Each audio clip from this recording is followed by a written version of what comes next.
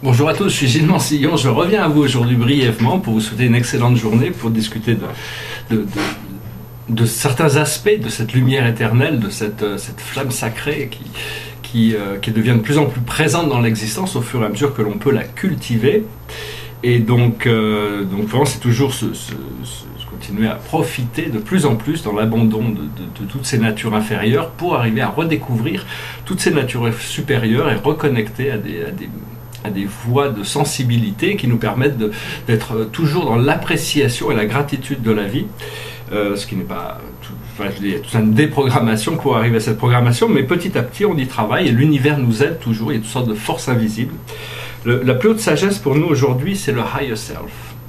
Alors, le higher self, c'est le moi supérieur, c'est notre âme, c'est notre monade, notre groupe d'esprit, c'est notre famille spirituelle, c'est nos guides, et au-dessus c'est notre moi divin. Donc tout ça, c'est vraiment arriver à devenir notre moi supérieur, même si on ne sait pas tout, on en peut avoir cette confiance qui recrée cette connexion. Donc c'est un petit peu pareil qu'hier, je m'étais posé la question avec ces cartes hier.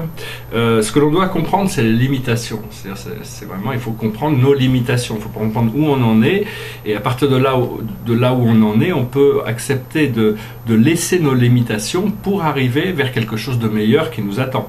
Ce que l'on doit faire, c'est la confiance. Donc il faut avoir confiance. Il faut avoir confiance en le procédé et en nous-mêmes, en les forces de la nature. Et le message général, c'est le succès, l'achievement, c'est-à-dire l'aboutissement, la réussite.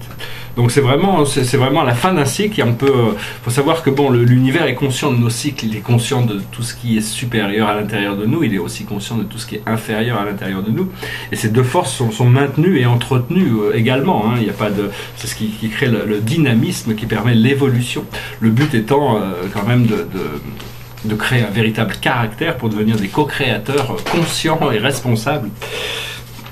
Et voilà, il faut comprendre que l'esprit mental, je vais aussi adresser quelques idées, l'esprit mental, qui est quelque chose, une sorte d'esprit dualisé, va éventuellement s'unifier, c'est-à-dire on va passer de la 3e et de la 4e dimension à un champ unifié. Et une fois qu'on est unifié, on s'aperçoit que l'esprit mental est une sorte de médiateur entre le monde spirituel au-dessus et le monde matériel en dessous. Le monde matériel étant ce qui est, la présence, la situation présente, et le monde spirituel étant ce qui est à venir, le potentiel. Parce que bon, tous les créateurs de l'univers sont en réalité impliqués d'une manière ou d'une autre dans la transformation de potentiel en actuel, c'est-à-dire de transformer ce qui est possible pour que ça devienne. Et c'est toujours nous qui sommes le juge de notre expérience, c'est nous qui avons le point final, nous sommes vraiment le déterminateur de ce que l'on croit, de ce que la vie représente. Alors, il y a toutes sortes de nouvelles énergies qui sont nouvelles, mais qui ont un sentiment de familiarité et de bien-être. Il faut essayer de trouver des pensées qui nous amènent dans cet alignement où on se sent complètement libéré dans la lumière. Souvent, il faut apprendre aussi à ne pas réagir aux choses négatives, c'est-à-dire il vaut mieux garder le silence. Essayez, d'ailleurs, la prochaine fois qu'il y a quelque chose ou quelqu'un, plutôt que de réagir de manière par rapport à ça immédiatement, c'est garder le silence et de laisser le silence créer une résolution dans la tête de la personne, plutôt que parce qu'il s'attend à qu'il y ait une réaction à cette chose négative, et donc il faut en décomposant cette pensée, il y a quelque chose de nouveau qui arrive, quelque chose d'autre qui germe.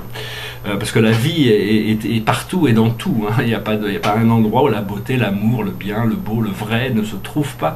C'est juste que bon, on est pris dans des cycles mentaux qui des fois nous font passer à côté. Il faut comprendre que l'ascension, le procédé d'ascension, c'est pas un sprint, c'est un marathon. Hein. Donc moi, des fois, je suis avec mes béquilles en train de continuer mon marathon là, mais disons que bon, faut être patient, faut être persévérant. Faut comprendre qu'on est des enfants de la lumière, même si on appartient à la famille des hommes, de l'humanité. On est avant tout des enfants de la lumière, et au plus on arrive à connecter avec cette connaissance, parce qu'il y a toutes sortes de nouvelles connaissances qui doivent être intégrées pour pouvoir découvrir ces prochains niveaux de découverte scientifique. C'est-à-dire on va découvrir le grand portail, l'existence, la preuve scientifique irréfutable de l'existence éternelle de Dieu. À partir de là, on va développer des systèmes de vie qui seront beaucoup plus harmonieux avec la réalité. Pour le moment, on n'a pas encore découvert ça, donc on part dans toutes sortes de fantaisies un petit peu, des fois un peu destructrices avec certaines technologies. Parce qu'il y a toujours une... Oui, enfin, il y a toujours une double action dans la vie. Il y a un retour vers la source et il y a une force d'expansion vers l'univers. Donc ça, c'est quelque chose qui est constant. Ce qu'il faut, c'est apprendre à tourner la lumière, à être toujours dans la lumière. Ça prend peut-être un peu du temps, savoir que notre corps, rendre notre corps à l'état de lumière, homo luminus. Il faut apprendre qu'il faut savoir que la vie, c'est le seul jeu qui en existe. On a de la chance, on en fait partie, on est dans le programme, et tous ces cadeaux, ces sens, imaginez, le cadeau, ça n'a pas de prix, le fait de pouvoir voir, d'avoir des yeux, le fait d'avoir des mains, toutes ces choses, les couchers de soleil, ça n'a pas de prix. C'est un cadeau que la vie nous fait, donc c'est à nous d'arriver à voir la beauté partout. C'est vraiment un conditionnement on doit apprendre à voir la beauté, à voir les choses dans la lumière, même les choses sombres, possèdent une beauté à l'intérieur. À partir du moment où on voit cette beauté, on n'est plus dans le jugement, et ça nous permet de transmuter la négativité. Je voulais dire aussi, c'est très important de pardonner, mais pardonner, c'est un acte personnel par rapport à soi-même. Si quelqu'un vous a fait du mal, il faut lui pardonner, mais c'est pas la peine de l'inviter à dîner ou d'avoir une conversation pour régler l'affaire. C'est fini, quoi. Faut pas, une fois qu'on a pardonné à quelqu'un qui nous a fait du mal, on trace une ligne. Il y a la personne, sinon on permet à l'autre personne de recommencer. Donc c'est très important de comprendre aussi ça et de savoir que bon, il faut pardonner à soi-même, pardonner aux autres, mais tout en gardant quand même une compréhension de l'expérience, quoi.